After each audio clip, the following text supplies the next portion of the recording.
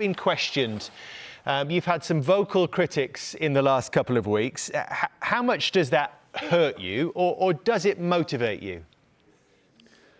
I think both. Obviously, it's not nice to hear bad things about you. That's I think no one likes it. But at the same time, it motivates and it makes you feel that obviously it's a lot of things that people think you have to improve, and you have to take it in the positive way, understanding that whatever people are saying, if is there a margin to improvement or not.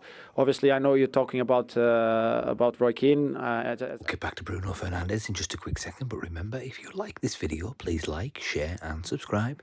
And don't forget to click the notification button so that you know when the next Big D video hits. And as ever, if you've got something to say, if something's bubbling up inside of you that you need to express, please put it in the comments. The Big D reads all of the comments.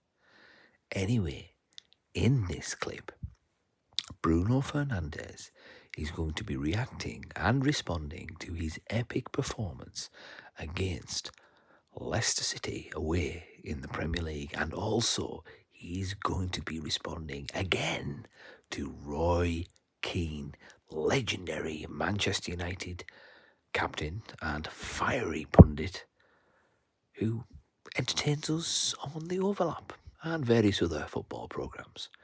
Anyway, here's Bruno. Very pleased to say that he joins us live now from the King Power Stadium. Congratulations to you, Bruno. And at the end of a long week, how important was it that your team got the job done tonight? Hi, good night, guys. Thank you very much. Obviously, very pleased. It was very important for us to get the job done today. We know Leicester is fighting for their lives at the moment to get some points. We knew it would be difficult, but we had to be at our best level. I think in the first half we commit a lot of mistakes in not in build-up, but probably in transition. We lost too many balls. But then I think in the second half we were much better, getting in control of the game and getting the goals.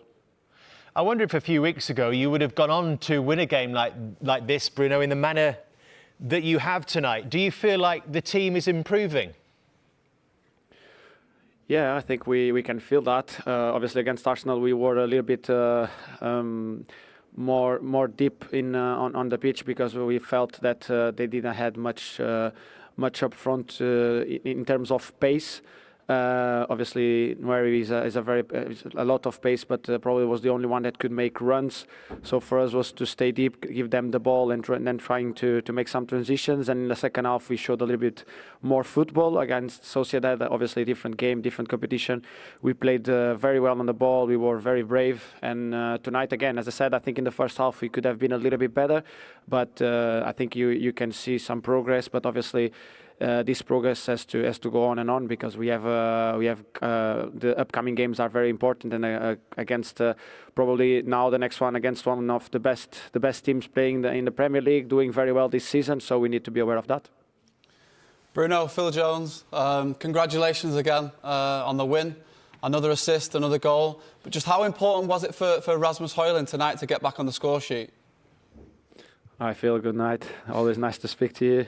Was very important for us because, obviously, as I said, you know, for strikers, it's about scoring goals. And they want to score goals. They want to be involved in the main things because it's about that for them. They need to feel important. They need to feel that they are getting into the score sheet because, you know, the runs and everything he does for the team, it's important. But obviously, for his own feeling, is very important to score goals. And I'm very happy and very pleased. I hope for the next 2 weeks he doesn't score anymore because he's going to play against me in the national team. And then when we got back, he can get back to score goals again. We've just been looking at your assists while you've been talking there. Was the second one definitely your touch, or was it off Jamie Vardy? Have a look. I was sorry, they turned it around. Did you think you got the touch? No, it's my touch. If it's Jamie, the ball goes to the edge of the box. I have to claim this. Of course you do. Every number counts. Listen, Bruno, we have to talk to you about the captaincy and leadership. You know, you've been questioned. You've had some vocal critics in the last couple of weeks. How much does that hurt you, or does it motivate you? I think both. obviously, it's not nice to hear bad things about you. That's I think no one likes it, but at the same time, it motivates and it makes you feel that obviously it's a lot of things that people think you have to improve, and you have to take it in the positive way, understanding that whatever people are saying, if is there a margin to improvement or not.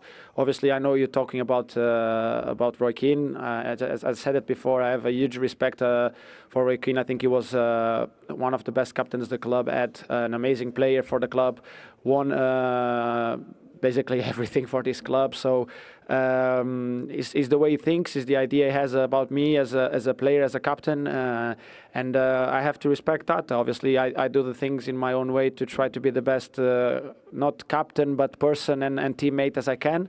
I do it every day. I try to be an example in everything I do on the training sessions, on the pitch, in everything I do. But obviously, like not everyone will not everyone will think in the same way. And I respect every opinion of everyone. And as I said, I have huge respect for Roy Keane, and obviously I accept that there's a lot of margin for improvement in my game, in my leadership, in everything I do, even in my own life. Well, thank you very much, Bruno, for addressing that, and we wish you well for the rest of the season, and congratulations tonight. Thank you very much. Thank you, guys. Have a good night. Well, first of all, the Big D is going to address the elephant in the room. And the elephant in the room is the Big D is on tour at the moment because he is at his cousin's 40th birthday celebration. So he's not in his usual studio, and the walls are very thin and it's quite late and people are getting up early in the morning, so the Big D has to be quiet. Anyway, that's not going to stop the Big D from providing his audience and his fans with a nice reaction video to a really good result against Leicester City. Now, here's the thing. The Big D feels as though something's clicked in this team. Something just seems to have gelled together. Manchester United I don't know, I can just sense it. The penny seems to be dropping in this team. And as ever, Bruno Fernandes is at the heart of everything. He is the heartbeat of Manchester United, and he is undoubtedly the right man to captain that team. So all of that nonsense that Roy Keane was talking a few weeks back is in fact what the Big D says. Nonsense. And it was nonsense. See, the Big D was talking to his cousin, whose 40th it was this weekend. And we both came to the same conclusion, that Roy Keane obviously was a fantastic player. And when he's calm, he tends to talk sense. However, he's a very fiery and emotional character. And as soon as he starts to get irate, like on the pitch, all kind of intellect and all kind of sense and rationality just goes out the window and he just starts talking nonsense. So when he was debating Ian Wright, he just got a little bit irate and he just started talking nonsense. But that's all right. It's Roy Keane. We'll let him off. He's the greatest player in the history of the Premier League, so that's fine. But he's wrong about Bruno Fernandes. And if anything has come about after his little rant, and that is,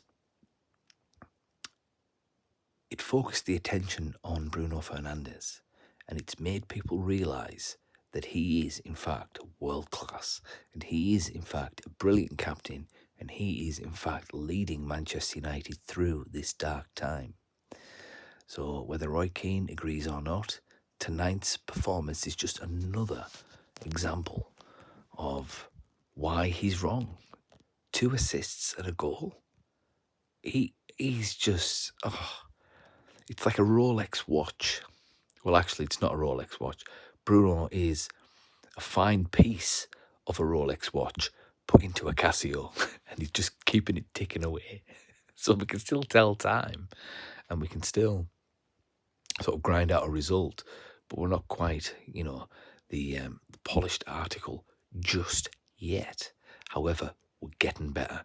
And the Big D feels as though, as he says, the penny seems to have dropped with Manchester United. Now, he was talking to, I've said this on a couple of videos in the past, he's got some sporting fans who are paying attention to Manchester United because of Ruben Amorim, and his subscriber and friend, Ricardo, big sporting fan. He says the first 6 months of Ruben Amorim's tenure at Sporting Lisbon were horrific, much like what's going on at Manchester United now.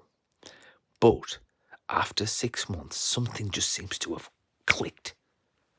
And then all of a sudden, the sporting team just started dominating Portuguese football. And the Big D feels as though something's clicked now with Manchester United. I was at the match against Sociedad, and we just seemed to be purring a little bit. And we played well tonight. Even Rasmus Højlund scored a goal. Rasmus Højlund got an assist against Sociedad, and he scored a really good goal today. And Dion Dublin and some of the pundits were talking nonsense, saying that, oh, he took 5 touches before he scored. You can't do that at this level. Shut up. Because the Big D's seen Rasmus Højlund take 1 touch and score a goal. Take 2 touches on the volley and score a goal. So I think they're just sort of picking on him a little bit because it's just a little bit fashionable to pick on Rasmus Højlund at the moment because the dreaded Man United microscope is zeroing in on him at present.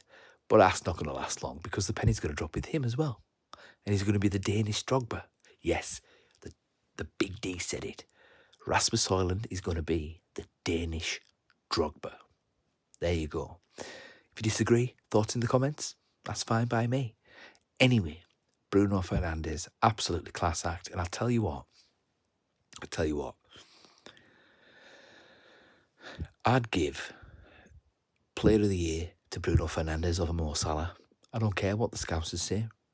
Because Mo Salah is playing at his peak and he is brilliant in a well-oiled team. But Bruno Fernandes is carrying a sleeping giant on his skinny back with his skinny legs and his skinny arms. But it doesn't matter how skinny he is because he's still strong and he's still quality and he's still a brilliant leader. And that's why he's our captain. And that's why he's the best player in the league. And that's why he's Bruno Fernandes, the best Portuguese player in the world right now. And we are lucky to have him. He's a class act. And the Big D's going to the Lyon match in a few weeks' time. The Big D's looking forward to that because the Big D is going to say, right here, right now, we're going to have a nice little run in the Europa League.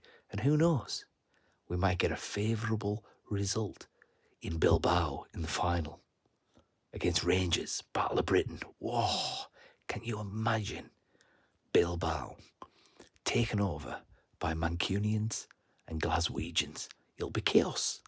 But the Big D will go. Hopefully if you can get a ticket. But we'll see. Anyway, what do you guys think?